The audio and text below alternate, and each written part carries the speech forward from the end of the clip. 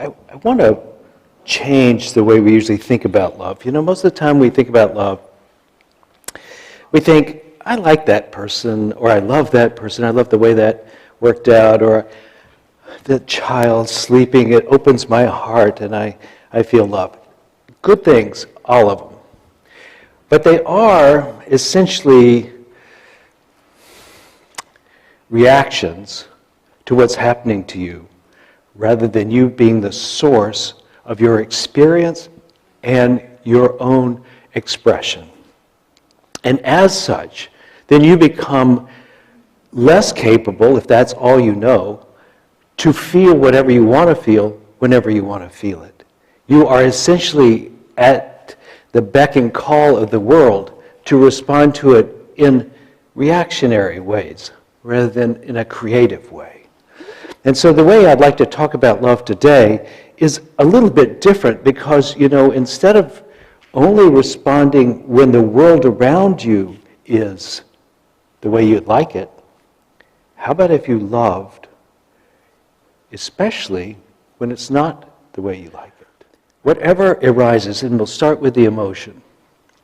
Because typically our emotions are triggered by the events on the outside or by remembering something that happened to us or happened around us or we did foolishly. Those negative emotions that arise like that, they come up and they are asking to be experienced. Now, if you've been here for several years, you know that my favorite way of inviting that experience to complete is to feel the emotion. Rather than run from it or deny it or try to do something so it's not there, say, have something to drink or eat, instead, feel the emotion. Feel the emotion, and what will happen with whatever the emotion is, as you feel it, as you feel the emotion, it burns up. It completes. It is extinguished by you having consumed it with your attention. Now, if while you're doing that, you open your heart to yourself, you send love to your own heart, this one which is at the center of who you are, you send love essentially to yourself.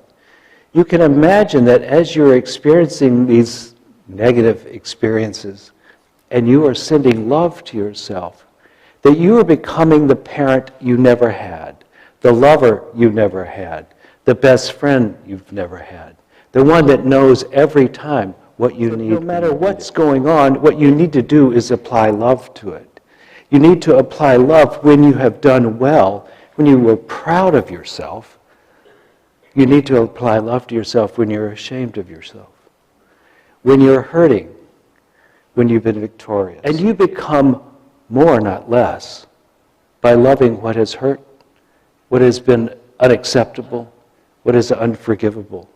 When you love yourself, when you can't do that, when you can't be the hero that can be that one that loves their enemies like and their neighbors like themselves, when you can't do that, if you love your heart, you love your own heart, then your heart will say to you, that's okay, I got this. I can do forgiveness. I can do acceptance. I can love those who hate you. I can do it. We just need to activate the heart by loving it. It may take time for this to not feel like an alien experience, to say, I love myself, or to love yourself when it doesn't seem like you deserve it, because we've only been taught you deserve love when you're right, or when you're beautiful, or when you're kind. Really, isn't it true that the reasons we're not kind to a lot of people is we're hurting? When we can't love others, it's when we haven't felt it ourselves. As they always say, you can't love someone more than you love yourself, which I hope is not always true. But if you love yourself, you certainly have learned the actions that allow you to love others.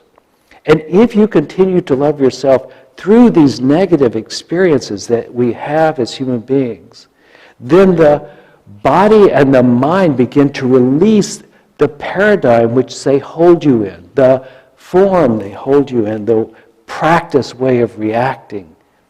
And you become a more free human being.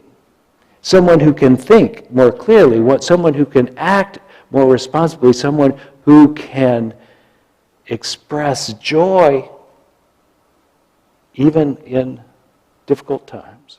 And think how well a person evolves, how easily they grow to the next step when they live in an atmosphere of love and acceptance. It is the habit of the body and the emotions to respond in the same way over and over. Whenever triggered by something, they know the response because they've practiced it. And if you want to be the one who responds automatically differently, then the practice has to be one of loving yourself over and over, no matter what, as that long list said, no matter whether you're winning or losing, whether you're happy or sad, whether people like you or don't like you, all that stuff, just keep loving yourself over and over. And rather being self-indulgent, you become creative. Rather than being somebody who's going to be a jerk because you're so self-centered, if you're really loving your heart, you don't need to go shout it out. You don't become more self-centered. You have more space for yourself, but also for everyone around you. We celebrate Jesus because he is the great example of how a human being could be. You are a Christ in incubation to come back and remember your true essence. And it's not like you have to make it. It's like you need to reveal it.